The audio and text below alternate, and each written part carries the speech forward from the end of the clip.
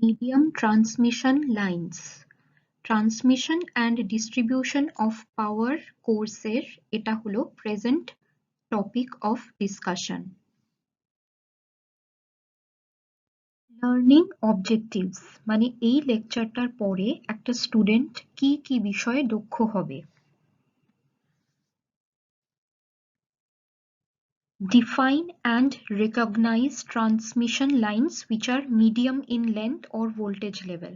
তার মানে medium transmission lines এর ক্ষেত্রে আমরা কোন কোন ক্রাইটেরিয়া অনুযায়ী সেটাকে বলবো যে সেটা মিডিয়াম ট্রান্সমিশন লাইন, সেই ডেফিনেশনটা তোমরা বলতে পারবে।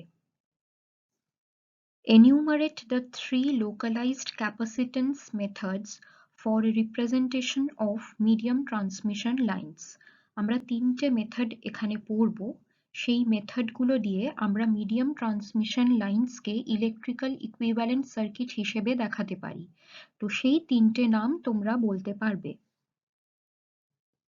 Draw phasor diagrams of the common methods of medium transmission lines representation. যে তিনটে মেথড আমরা পড়ব রিপ্রেজেন্টেশন অফ ট্রান্সমিশন লাইন্সের, তার ফেজার ডায়াগ্রামস গুলো আমি তোমাদেরকে বোঝাবো কিভাবে আঁকতে হয়, তারপরে তোমরাও আঁকতে পারবে।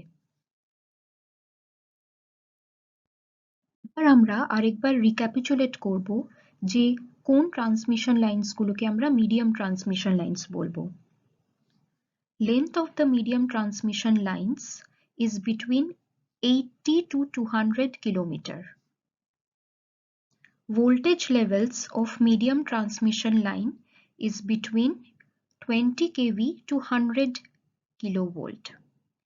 এবার আমরা পরের স্লাইডগুলোতে এই মিডিয়াম ট্রান্সমিশন লাইন্সের কিছু ইলেকট্রিক্যাল রিপ্রেজেন্টেশন মেথড পড়ব। সেখানে আমরা দেখব to make the calculation simple, capacitance of the system is assumed to be divided up and lumped in the form of capacitors shunted across the line at one or more points. মানে যদিও লাইনের ক্ষেত্রে, কোনো transmission লাইনের ক্ষেত্রে ক্যাপাসিটেন্সটা distributed থাকে, শুধু capacitance কেন, রেজিস্ট্যান্স, ইন্ডাকটেন্স সবকিছুই ডিস্ট্রিবিউটেড থাকে, আমরা ধরে নেব অ্যাকচুয়ালি এই প্যারামিটারস গুলো লাম্পড মানে একটা জায়গায় কনসেন্ট্রেটেড। এতে আমাদের ক্যালকুলেশন সিম্পল হবে। আর ক্যাপাসিটেন্স গুলোকে আমরা কিছু কিছু পয়েন্টসে শান্ট হিসেবে দেখাবো, মানে প্যারালাল কানেকশন হিসেবে দেখাবো। এগুলো একমাত্র করা হচ্ছে একটাই রিজনের জন্য, ক্যালকুলেশনটা আমার সিম্পল হবে। আমরা এই তিনটে মেথডে একটা মিডিয়াম ট্রান্সমিশন লাইনকে রিপ্রেজেন্ট করতে পারি, যেগুলোকে লোকালাইজড ক্যাপাসিটেন্স মেথডস বলা হয়, কারণ ক্যাপাসিটেন্স গুলোকে এক একটা ছোট লোকালিটিতে আমরা লাম্প বা কনসেন্ট্রেট করে দেখাই, তার নামগুলো পড়ব। ফার্স্টে হচ্ছে এন্ড কন্ডেন্সার মেথড, যেখানে কন্ডেন্সার হচ্ছে ক্যাপাসিটেন্সের আরেকটা নাম। লাইনের এন্ডে আমরা অ্যাজিউম করি এই ক্যাপাসিটেন্সটা লাম্পড হয়ে রয়েছে। নমিনাল টি মেথড ওর মিডল কন্ডেন্সার মেথড, এখানে আমরা দেখব ক্যাপাসিটেন্সটা লাইনের মিডলে কনসিডার করা হয়েছে। আর হচ্ছে নমিনাল পাই মেথড, যেখানে আমরা বলছি স্প্লিট কন্ডেন্সার মেথড, কারণ এখানে ক্যাপাসিটেন্সটা লাইনের দুটো ধারে স্প্লিট বা আলাদা আলাদা করে দেখানো হয়েছে, ভেঙে নেওয়া হয়েছে। ছবিগুলো দেখো ফার্স্টের ক্ষেত্রে এন্ড কন্ডেন্সার মেথডে, এখানে দেখো ক্যাপাসিটরটা লাইনের এন্ডে রয়েছে, এটা হচ্ছে ট্রান্সমিশন লাইন আর আর এক্স দিয়ে রিপ্রেজেন্ট করা। তো লাইনের এন্ডে যেহেতু ক্যাপাসিটরটা রয়েছে, সেটাকে আমরা এন্ড কন্ডেন্সার মেথড বলছি। নমিনাল টি মেথডের ক্ষেত্রে দেখো প্রথমে এটাকে টি মেথড কেন বলছে, রিপ্রেজেন্টেশন অফ দ্য লাইনটা দেখো ইংলিশ অ্যালফাবেট টি এর মতন রিজেম্বল করছে, টি এর মতো দেখতে, এবং এটাকে মিডল কন্ডেন্সার মেথড বলছে কারণ এখানে কন্ডেন্সার বা ক্যাপাসিটরটা মিডলে রয়েছে লাইনের। থার্ড হচ্ছে নমিনাল পাই মেথড। পাই কারণ দেখো এর রিপ্রেজেন্টেশনটা গ্রিক লেটার পাই এর সাথে সিমিলার। আর স্প্লিট কন্ডেন্সার মেথড বলছে কারণ ক্যাপাসিটরটাকে আমরা লাইনের দুটো ধারে স্প্লিট বা ভেঙে নিয়েছি, এটা হচ্ছে ট্রান্সমিশন লাইন, তো তার যে ক্যাপাসিটেন্সটা সেটা দুটো ধারে আমরা C/2 করে ভেঙে নিয়েছি। ইন কন্ডেন্সার মেথড আমরা আগের স্লাইডেই দেখেছি, এটা হচ্ছে first method of representation of medium transmission lines. এখানে দেখো আমরা মিডিয়াম ট্রান্সমিশন লাইনটাকে আর এক্স আর এন্ডে একটা কন্ডেন্সার বা ক্যাপাসিটর দিয়ে রিপ্রেজেন্ট করেছি। এখানে ভিএস হচ্ছে সেন্ডিং এন্ড ভোল্টেজ আর ভিআর হচ্ছে রিসিভিং এন্ড ভোল্টেজ। তো এখানে দেখো লোড কারেন্টটা হচ্ছে আইআর, ক্যাপাসিটরের কারেন্টটা হচ্ছে আইসি। তো আমরা বলতে পারি সেন্ডিং এন্ড কারেন্ট আইএস টা হচ্ছে এই আইআর আর আইসি এর ফেজার সামেশনের সমান। এই কনসেপ্টটাকে আমরা কাজে লাগিয়ে এর ফেজার ডায়াগ্রামটা আঁকবো পরবর্তী স্লাইডে। এবার আমরা এন্ড কন্ডেন্সার মেথডের ফেজার ডায়াগ্রাম দেখব। তো তোমরা ছবিতে অলরেডি দেখতে পাচ্ছ যে আমরা মিডিয়াম ট্রান্সমিশন লাইনটাকে এন্ড কন্ডেন্সার মেথড হিসেবে রিপ্রেজেন্ট করেছি, যেখানে যেটা receiving end side current IR আর আমরা যে ক্যাপাসিটিভ কারেন্ট আইসি, এই দুটোর যদি ফেজার অ্যাডিশন করি তাহলে যেটা সোর্স সাইড কারেন্ট আইএস সেটাকে আমরা পাবো। এটাই হচ্ছে সেই phasor equation IR plus IC equals to is. এবার আমরা ফেজার ডায়াগ্রামটার দিকে এগোই। এখানে আমরা দেখো রিসিভিং এন্ড সাইড যে ভোল্টেজ ভিআর সেটাকে রেফারেন্স ফেজার হিসেবে নিয়েছি। তার রেসপেক্টে যখন আমরা আইআর বা রিসিভিং এন্ড সাইড কারেন্টকে ড্র করব সেটা আমরা ল্যাগিং লোড কনসিডার করেছি, যার জন্য আমরা ল্যাগিং অ্যাঙ্গেলে আঁকবো এবং সেই অ্যাঙ্গেল অফ ল্যাগটাকে আমরা ফাই আর বলছি। এটা হচ্ছে receiving end side power factor angle. এবার তোমরা ছবিতে দেখতে পাচ্ছ এই যে এন্ড কন্ডেন্সারটা সেটা লোড এন্ডে লাগানো রয়েছে, তার মানে voltage across the capacitor will be same as VR. তাহলে current through the capacitor IC will lead the voltage VR by an angle 90 degree. তো সেই জন্য দেখো আমরা আইসি কে এখানে এঁকেছি at 90 degree leading with VR. এবার আমরা যদি আইআর এর সাথে ফেজার এডিশন করি আইসির, তাহলে আমরা যেটা আইএস ফেজার বা সোর্স কারেন্টের ফেজার বা সেন্ডিং এন্ড সাইডের যে ফেজার সেটা পেয়ে যাব। এবার আমরা আইএস এর সাথে প্যারালাল করে ড্র করব আইএস ইন্টু আর বা resistive drop of the line, এবং ঠিক perpendicular to IS will be IS into X drop, এবং এই IS into R plus IS into X এই ফেজার অ্যাডিশনটা করলে আমরা আইএস ইন্টু জেড এই ড্রপটা পাবো। এবার যদি ভিআর বা রিসিভিং এন্ড সাইড ভোল্টেজের সাথে আইএস ইন্টু জেড এই ফেজারটাকে অ্যাড করে দিই, তাহলে আমরা সেন্ডিং এন্ড ভোল্টেজ ভিএস টাকে পেয়ে যাব। Angle between VS and IS will be phi S বা সোর্স সাইড বা sending end side power factor angle. তো এইভাবে আমরা এন্ড কন্ডেন্সার মেথডের ফেজার ডায়াগ্রাম আঁকতে পারবো।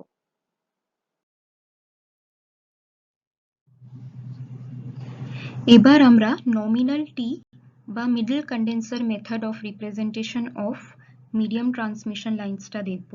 এখানে দেখো ট্রান্সমিশন লাইনটাকে আমরা ইংলিশ অ্যালফাবেট টি এর মতো করে রিপ্রেজেন্ট করেছি, যেখানে কন্ডেন্সার বা ক্যাপাসিটরটা মিডলে আছে, সেই জন্য এর নাম হচ্ছে মিডল কন্ডেন্সার মেথড। এখানে রেজিস্ট্যান্সটা আমরা R/2 করে কন্ডেন্সারের দুপাশে স্প্লিট করে নিয়েছি, আর ইন্ডাকটিভ রিঅ্যাক্ট্যান্স এক্সটাকেও x/2 করে এই কন্ডেন্সারের দুপাশে আমরা লাগিয়েছি। এবং VR হচ্ছে রিসিভিং এন্ড ভোল্টেজ, VS হচ্ছে সেন্ডিং এন্ড ভোল্টেজ, আর V ড্যাশড হচ্ছে এই যে মিডলে ক্যাপাসিটরটা রয়েছে তার ভোল্টেজ। তো এখানে আমরা বলতে পারি IR যদি রিসিভিং এন্ড কারেন্ট হয়, IC যদি ক্যাপাসিটরের থ্রু দিয়ে বা কন্ডেন্সারের থ্রু দিয়ে কারেন্ট হয়, তাহলে এই দুটোর phasor summation IR plus IC করলে আমরা সেন্ডিং এন্ড কারেন্ট বা IS কে পাবো। এবার তোমরা দেখো এই যে V ড্যাশড এই ভোল্টেজ সেটা কি, যদি এই পাতে আমরা KVL লাগাই তাহলে V ড্যাশড কে আমরা বলতে পারি IR into R by I R into R by two plus J X by two, মানে এই ড্রপটা, প্লাস ভি আর মানে রিসিভিং এন্ড ভোল্টেজটা। তো দেখো সেটাই এখানে লেখা হয়েছে, V dash equals to V R plus I R into R by two plus J X by two. এই ইকুয়েশনটা আমরা পরের স্লাইডে কাজে লাগিয়ে ফেজার ডায়াগ্রামটা আঁকবো। একইভাবে তোমরা যদি সোর্সের ক্ষেত্রে কেভিএল লাগাও, তাহলে ভিএসটা কি হবে, I S into R by two plus J X by two plus V dash এই ভোল্টেজটা। তো এই ইকুয়েশনটাকেই দেখো আমরা লিখলাম VS equals to V dash plus I S into R by two plus J X by two. Nominal T method phasor diagram. তো আগের স্লাইডে তোমরা অলরেডি মিডিয়াম ট্রান্সমিশন লাইনকে কিভাবে আমরা নমিনাল টি মেথড হিসেবে রিপ্রেজেন্ট করতে পারি দেখেছো। তো সেটা আরেকবার রিক্যাপিচুলেট করে নিই। এখানে ফিগারে দেখতে পাচ্ছ যে এখানে একটা ট্রান্সমিশন লাইন যেটা মিডিয়াম ইন নেচার, সেটাকে আমরা টি বা নমিনাল টি হিসেবে রিপ্রেজেন্ট করেছি এবং এন্ডে লোড আছে। তো লোড সাইডের যে ভোল্টেজ সেটাকে আমরা ভি আর বলছি এবং আমরা এখানে ক্যাপাসিটর বা কন্ডেন্সারটাকে মিডলে একটা লাম্পড প্যারামিটার হিসেবে কনসিডার করেছি। তো এখানে যদি লোড সাইডের কারেন্টটা হয় আই আর, তাহলে এখানে আমরা দেখতে পাচ্ছি যে ক্যাপাসিটর কারেন্ট আইসি, যদি ফেজার অ্যাডিশন করি আইসি প্লাস আই আর, তাহলে আমরা যেটা সোর্স সাইড কারেন্ট আইএস সেটাকে পাবো।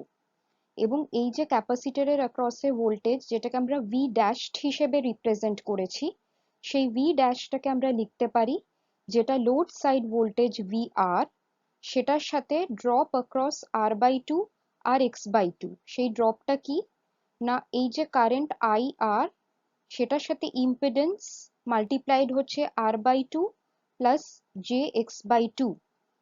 এবং আমরা সোর্স সাইড যে ভোল্টেজ ভিএস সেটাকে লিখতে পারি এই যে ভি ড্যাশ বা ভি প্রাইম, সেটার সাথে এই যে ড্রপটা মানে I S into R by two plus J X by two. এবার আমরা ফেজার ডায়াগ্রামটাতে আসি। তো আমরা রেফারেন্স ফেজার হিসেবে যেটা receiving end voltage V R সেটাকে নিচ্ছি। তো যেহেতু এটা আমরা দেখতে পাচ্ছি যে আর বাই টু আর এক্স বাই টু মিলিয়ে একটা ইন্ডাকটিভ রিঅ্যাক্টেন্স তৈরি হচ্ছে, তো আমরা যখন কারেন্ট আইআরটাকে আঁকবো সেটা ভিআর এই ফেজারের রেসপেক্টে ল্যাগিং ইন নেচার হবে। তো সেটা আমরা আঁকলাম IR with respect to VR lagging, এবং এই অ্যাঙ্গেল অফ ল্যাগটাকে আমরা ফাই আর বলছি, যেটা হচ্ছে receiving end power factor angle.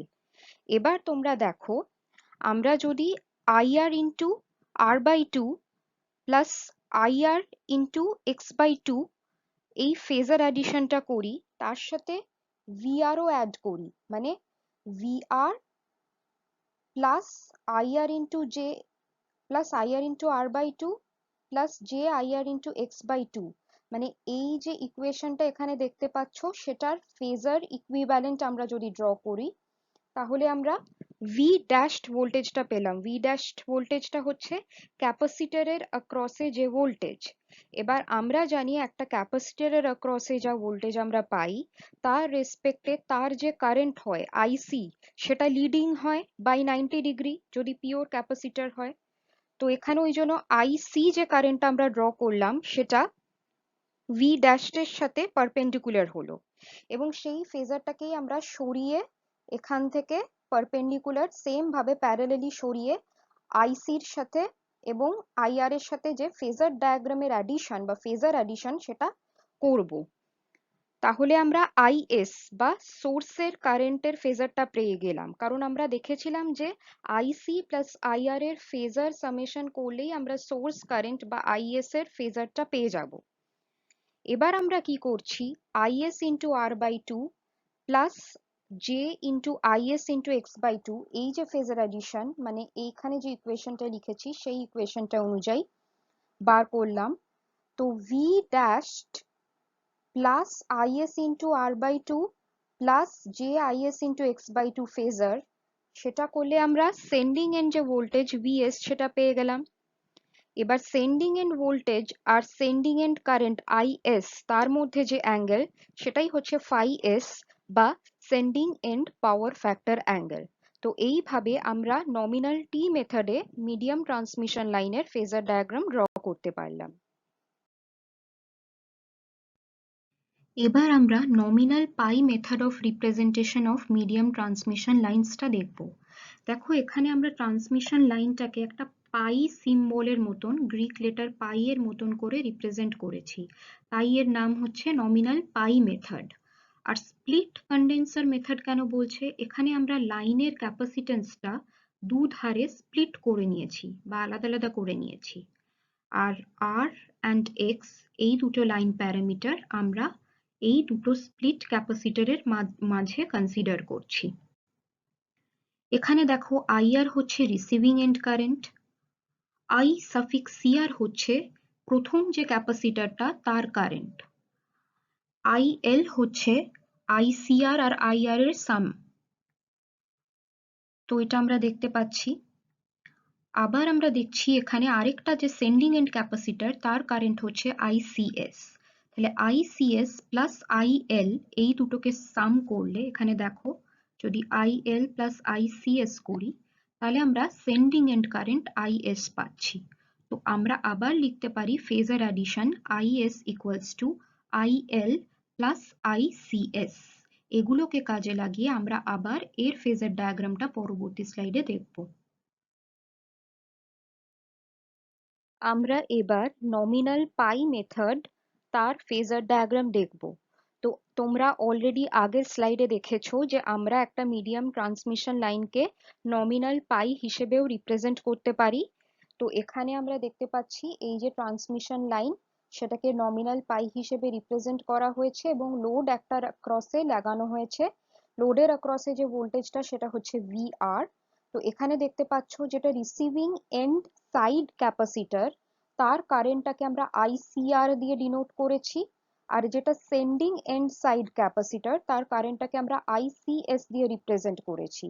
তাহলে মেন যে কারেন্টটা লাইনে ফ্লো করছে আর আর এক্স এর থ্রু দিয়ে সেই আইএলটা will be phasor sum of IR plus ICR, আর এই যে source side current IS that will be phasor sum of IL plus ICS. তো এই দুটো ইকুয়েশনই এখানে লেখা হয়েছে, IL equals to IR plus ICR এটা একটা phasor equation, IS equals to IL plus ICS এটাও একটা ফেজার ইকুয়েশন। এবার আমরা ফেজার ডায়াগ্রামটার দিকে এগোই। এখানেও আমরা রিসিভিং এন্ড সাইড ভোল্টেজকে রেফারেন্স ফেজার হিসেবে নিয়েছি। যেহেতু আমরা এখানে লোডটাকেও অ্যাজিউম করছি যে ইন্ডাকটিভ লোড, তো যে লোড কারেন্ট আইআর সেটাকেও আমরা ল্যাগিং হিসেবে দেখিয়েছি with respect to VR, and the angle between VR and IR is phi R, which is the receiving end power factor angle. এবার এখানে দেখো ক্যাপাসিটর যেটা রয়েছে C/2 সেটা কিন্তু লোডের অ্যাক্রসে প্যারালালি কানেক্টেড, তার মানে লোড ভোল্টেজ VR তার সাথেই এই ক্যাপাসিটরের অ্যাক্রসে ভোল্টেজ দুটো সেম হয়ে যাচ্ছে, কারণ এর ভেতরে কোনো আর এক্সট্রা ড্রপ হচ্ছে না। তাহলে আমরা যখন আইসিআর এই ক্যাপাসিটিভ কারেন্টটাকে রিপ্রেজেন্ট করব that will B perpendicular to VR. তো সেটাই আমরা দেখিয়েছি, দেখো ICR is perpendicular to VR. এবার যদি আমরা ফেজার অ্যাডিশন করি আইসিআর প্লাস আইআর তাহলে আমরা আইএল এই ফেজারটা পেয়ে যাচ্ছি। এবার আইএল এর সাথে যদি আর রেজিস্টিভ ড্রপটাকে আমরা মাল্টিপ্লাই করে দিই তাহলে আইএল ইন্টু আর এই ড্রপটাকে পাবো, that will be in phase with IL যেহেতু এটা রেজিস্টিভ কম্পোনেন্ট, এবং যে ইন্ডাকটিভ কম্পোনেন্টটা সেটা perpendicular to IL into R হবে। তো পারপেন্ডিকুলার কম্পোনেন্ট পেয়ে গেলাম যে আইএল ইন্টু এক্স। তো V R plus IL into R plus যে আইএল ইন্টু এক্স এই ফেজার অ্যাডিশনটা করলে আমরা সেন্ডিং এন্ড ভোল্টেজ ভিএসটা পেয়ে গেলাম। এবার দেখো যেটা সেন্ডিং এন্ড সাইড ক্যাপাসিটর তার ভোল্টেজটা কিন্তু এই ভিএস এর সাথে সেম, তার মানে আইসিএস যে কারেন্টটা হবে ক্যাপাসিটরের থ্রু দিয়ে that will be leading VS by 90 degree. এটাই হচ্ছে ক্যাপাসিটর বা পিওর ক্যাপাসিটরের প্রপার্টি। তো আমরা আইসিএস টাকে আঁকলাম ভিএস এর সাথে পারপেন্ডিকুলার করে, এখানে দেখো পারপেন্ডিকুলার করে আঁকা হয়েছে, এই অ্যাঙ্গেলটা হচ্ছে 90 ডিগ্রি, এবং সেম ফেজারটাকে আমরা সরিয়ে এখানে প্যারালাল করে এনেছি যাতে আমরা IL এর সাথে এবার ICS এই ফেজারটাকে অ্যাড করতে পারি এই সেকেন্ড ইকুয়েশনটা অনুযায়ী, এবং আমরা সেন্ডিং এন্ড কারেন্ট বা IS কে পেয়ে গেলাম। এবার VS আর IS এর মধ্যে অ্যাঙ্গেলটাকে আমরা বলবো phi S, যেটা হচ্ছে sending end power factor angle. তো এইভাবে তোমরা নমিনাল পাই মেথডেরও ফেজার ডায়াগ্রাম আঁকতে পারো। তোমাদের ডিপ্লোমা ইন ইলেকট্রিক্যাল ইঞ্জিনিয়ারিং এর সিলেবাসে মিডিয়াম ট্রান্সমিশন লাইনস এর ক্ষেত্রে only phasor diagrams for different methods of representation of medium transmission lines আছে, তো সেটা আমরা কভার করলাম।